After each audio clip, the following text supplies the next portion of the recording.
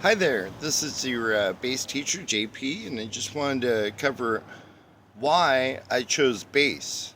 Um, so basically, I'm in my 50s, just barely. I've been playing guitar for 20 years, drums for five, played keyboards for about 20 years too. I've been playing bass for about 6 years, but the whole time I've been listening to music, guess what? I've listened to that bass. And so about a year ago, I bought my friend a bass, Mike, my student, right?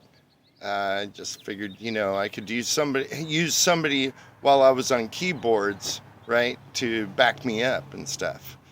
Um, and I got this bass, and I just fell in love with it. It just seemed like every time I pick this thing up, another riff comes out, right? So a song, of course, has more than one riff, right? You have a lot of ideas in there, but it just seemed like once I tune this thing and I pick it up, all of a sudden I have a song. I was kind of the same way with keyboards too. Um, so basically, my bass student got a little distracted, and I took back the bass. I took it back from him and bought him another bass like a month later.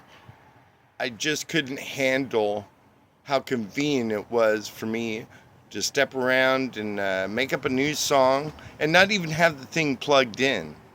So I walked into the shop one day, right? It was a guitar showcase on Bascom Avenue here in San Jose. And all three of us walked in and stuff, because it was a big moment. I was getting Mike this bass, and we came across this Fender Squire Bronco model, right? And it was marked down. I can't tell you how much I paid for it because it's too low, right? And so I looked at all the other basses. I'm like, man, this thing is so low in price. Maybe it's garbage. I don't know. So I picked this thing up, right? And I just started screwing around with it without a plug, right? Sounded sharp. It's real stripped down. It doesn't have too many knobs, It's got a volume knob and it's got a tone knob. It's got one input. And it's an inactive input instead of an active input, right? But the sound was just incredible. So I asked for a chord from the guy at the service desk, right? And so I came back, plugged the thing in. This thing sounds beautiful, and it's less than $150, right? So I take it home, and we're working on songs, and I'm working on keyboards. He's working on bass, but a lot of times, kind of sneaked over to this bass, right? This Fender Squire Bronco, because it sounds solid. And it has a good tone. You can hear all the high notes and the low notes. It's just your basic bass to start out with, right? I don't know if you guys are going to pick up the bass and become the next Flea or whoever, the next Geezer Butler. But I strongly recommend that you get this bass to start off with. And then you deal with my curriculum. Okay, so I'm going through curriculum right now. Basically, we're going to go over a rhythm for a major part of the curriculum. It's going to be about 20%. Then we're going to go into the modes, right? And we're going to approach them each individually. And all this time, I'm going to ask you to see how you can practice these scales. The Ionian scale, the Dorian scale, the Phrygian scale, the Lydian scale, the Mixolydian scale, the Aeolian scale, and the Locrian scale, and then you're back to square one. So there's 7 different scales you can get off of one major chord starting from the first degree. You just go up and down different degrees. So, but that's the second part of this book is going to be basically where I go over the chromatic scale before any other scale, because it's 12 notes instead of 8, right? or 7 in this case. The 8th is obviously the octave. And so I just wanted to go over basically the people that really affected me in life and made me switch over to bass. It just happened last year. I hadn't had that much experience in it, right? About as much as drums, which I told you was about 5 years. But I just kept on coming up with songs. Then I tried to show them songs that I had written on the bass, and it was kind of hard because they're a little advanced. So we're going to start off with one of the greatest bassists in the world, who is Sir Paul McCartney, okay? And Sir Paul McCartney is remarkable to me because he's very efficient as a bassist. There's no frills, there's no thrills with him, right? He just goes out there, does his thing, which is arpeggios of major scales and minor scales. And he positions it in a way with his slides to make it extremely convenient to sing at the same time. So he's ultimately my favorite, and he's probably my biggest influencer.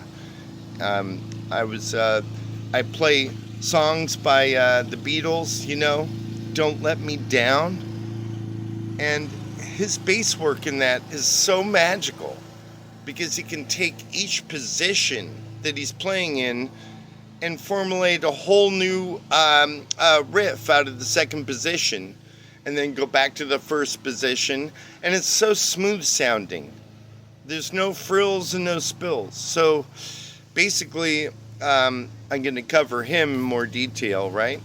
We're going to go over Geezer Butler. So Geezer Butler doesn't give all his rhythmic half to the band. Sometimes he's on lead bass, like Tony Iommi, right? And we're going to go over, Jon Paul Jones. So we're going to have a series of music history lessons.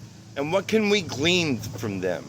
At the same time, we're pursuing the first part of my book on rhythm, and then the modes later on.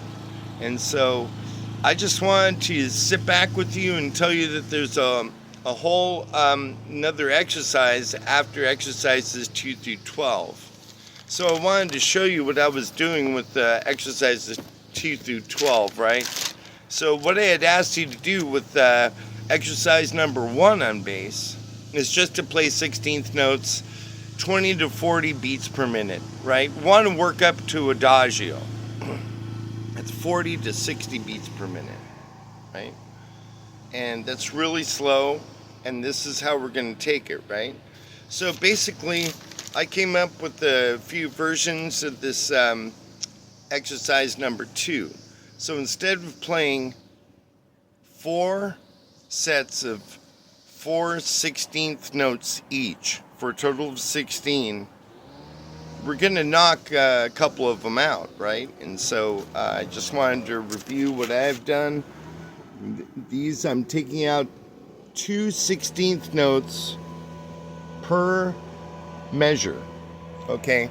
Now the next exercise, 13 through 23, is a little more difficult because we're taking out a whole rest out of 4 measures for a total of, we're going to take out essentially 16 notes out of 64. So we're going to go over it with 4 measures. This first exercise is only on 1 measure. And I really appreciate you guys hanging out with me today. I don't want to make this too long for you or anything. I just wanted to let you know where I'm coming from. And I love these basses because you see me perform. And the reason why I'm sharing my performances with you is there are ways for you to improve as well. Think about your delivery of rhythm on the bass on stage, right? Think about memorizing your lyrics, right? That's really important too, believe me. But don't sacrifice the bass rhythm for the lyrics in case you get lost. You just do the na-na-nas. But you want to spend at least 30 minutes on these exercises. Exercise number 1. Exercise number 2, after you take out those 2 notes, 2 through 12, I'll get back to you on rhythm exercises number 13 through 23. But I also covered exactly why I'm on bass now. Keyboards is pretty heavy for me to lift around. Okay, I'm a 59-year-old guy. I can't handle carrying this 88 keyboard thing around in the coffin case forever. I'm gonna lose my back. Plus, it's easier for me to sing on bass than it is keyboards. Why? Because you already have a harmony and some kind of a melody which could be paired with the vocals or not. So there's one extra thing that you got to worry about when you perform, and just feel more comfortable on bass. And thank you so much. This is your bass teacher, JP, and I'm going to sign out now. And have a wonderful Monday, okay? Even if it's a Monday. Hey, every day above ground is a good day. All right. See you.